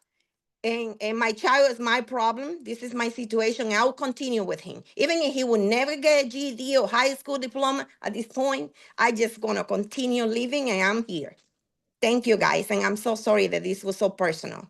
No, I understand, Miss Hilton, and I do thank you for not sending a letter of resignation. And if we need to talk offline, I'm here to support you in whatever way that I can. So, Mr. Morales, I know you just heard everything, but to sum it up, I mean, it's coming down to partnership. It's coming down to advocacy. We don't want our families feeling alone. We want to have access to information, and we want the district to be receptive to the things that is being, said. Like she just said, all of this documentation, and I'm still feeling like my back is up against the wall. So we have to effectively make changes. And I think one way that we could possibly do this is allow, or perhaps it needs to be said, because I think in meetings, policies are discussed with the administrators, but AP 4217 is not being followed. So if we could get the schoolhouses to revisit this policy, that may be a starting point. And I see Mr. Smith, did you I was gonna let Miss Hinton speak. Okay, Ms. Hilton. Oh, I'm so sorry, but I cannot hold it. I say mental health, mental illness. So, because of mental illness, you don't have to be a genius or have a PhD to see it. So this person, I walk into the school and he looked kind of bad shape, ears and all kind of stuff. And somebody there asked him, what is going on with you? What is wrong with you? I can tell you that I was a little embarrassed because this is not another kid asking. This is a person now working in the school. And as you can tell, I know how to dress. The child has clothes, but he doesn't know when he's clean, when he's dirty. He's looking kind of off. I don't feel like the person should make that kind of comments because the child is not okay up here. And he didn't have to be a genius to know that. I'm like, Lord have mercy. I hope he don't find the wrong parents and the wrong day and say something like this. That should never be said to a child that is looking like he was looking. That was my child. I'm so sorry. Go ahead. I'm sorry. No, thank you for sharing. It probably just needs to be shared this evening. So thank you.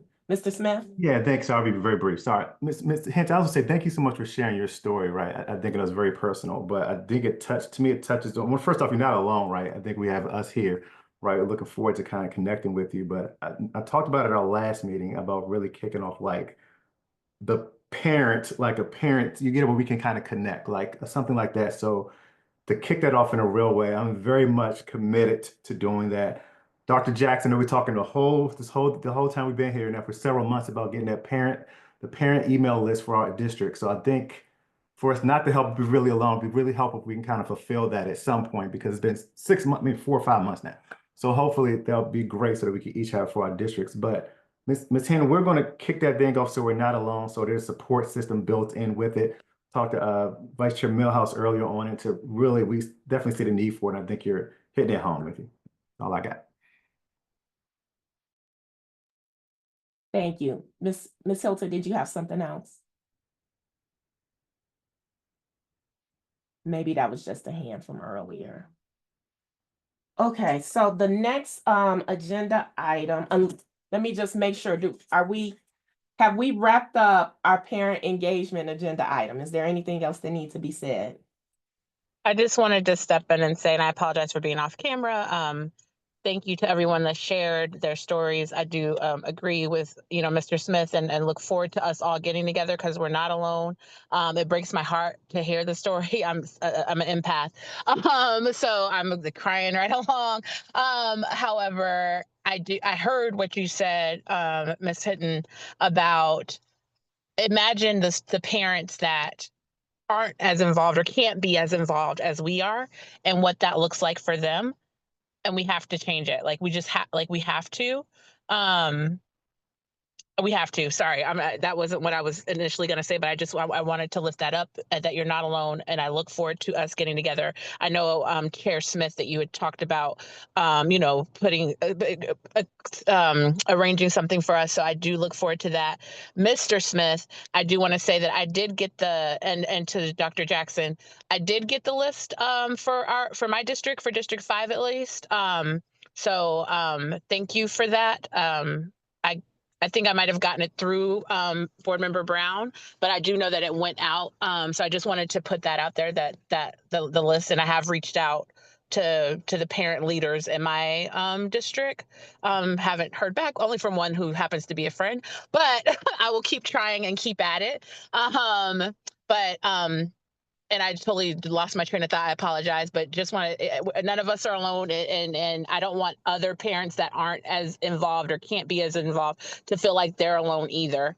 That's super important to me, and making sure our scholars are supported is why I'm here. So I just hope that we can do that, do that work. Thank you so much, Ms. Lawrence. Thank you for sharing that. Yeah, this is very important. Dr. Jackson? I just wanted to offer a sincere apology to Mr. Smith. I came down with the craziest flu, and I sent Ms. Lawrence hers, and then I apologize. Please blame it on my head and not my heart. You will get it tomorrow. Everyone will get their district list of parent leadership organizations that we have. So yes, because we do want you to be enabled to reach out to your neighbors. Thank you, Dr. Jackson. All right, just for the record, I wanted to mention that Dr. or Reverend is it Higgins or Huggins? I think it's Huggins. She's not present today, but no, not really intentional. Today is Ash Wednesday, so I think everybody can understand why she is absent. So I just wanted that for the record. Then Ms. Barton sent over links to all of the PCAC representatives, so you guys should have that information in your email. Once we get out of this meeting, you'll be able to see it. And I think the next agenda item, oh, actually, I need to ask, is there any unfinished business? I don't think there is. Are there any announcements from the district representatives? Ms. Millhouse? Well, Dr. Jackson hand was up, Dr. Jackson. Oh, I thought she might have left it from the previous comment. Oh, All right. oh, I just wanted to add, Chair Smith, if it was okay that we make the announcement that we had invited for our next meeting in April, the parent representative for the Maryland State Department of Education, the board, gosh, I forgot his name, Nick. Nick Greer. He will be attending our meeting to talk to us from a parent perspective on sitting on the state board. And that would be very interesting to also see what he says as he's experiencing things at a different level from engagement. And Nick Greer, Greer. So he will be coming to attend our next meeting. And we'll send something out to the team, so you'll have a quick bio about who he is.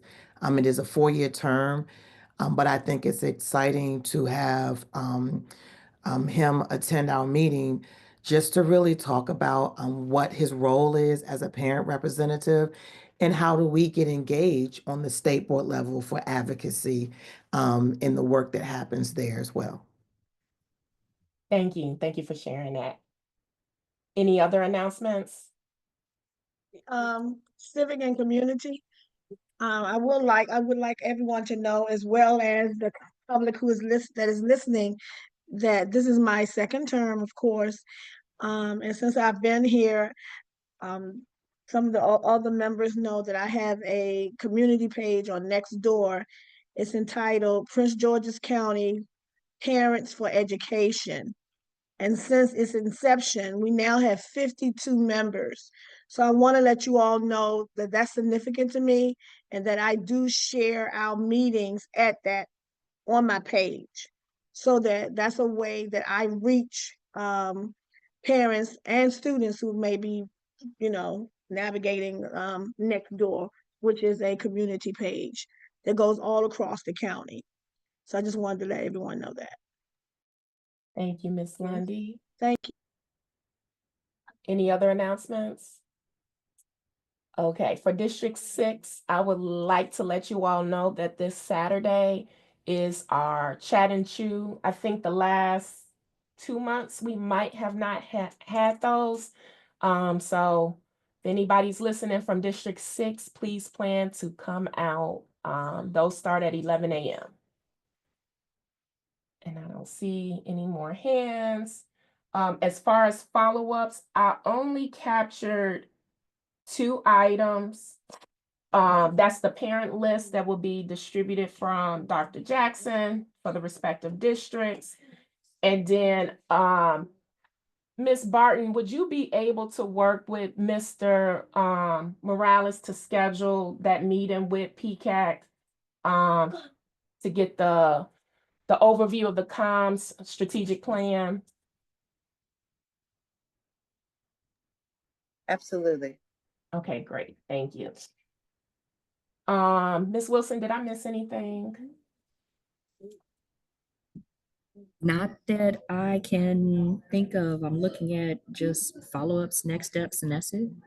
Okay, all right, great.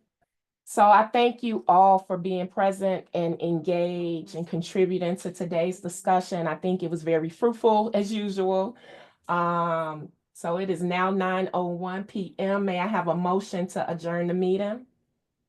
I motion that we adjourn the meeting at 9:01 p.m. on March the 5th, 2025. We have a second? Second, Who was that? sorry, Akimbra Lawrence. Okay, great. Thank you. It has been properly moved and seconded that the March 5th, 2025 meeting be adjourned at 9:01 p.m. Thank you, everyone. Hope you guys have a wonderful evening. Night. Thank you. Bye-bye. Thanks, everybody. See ya. Night, everyone.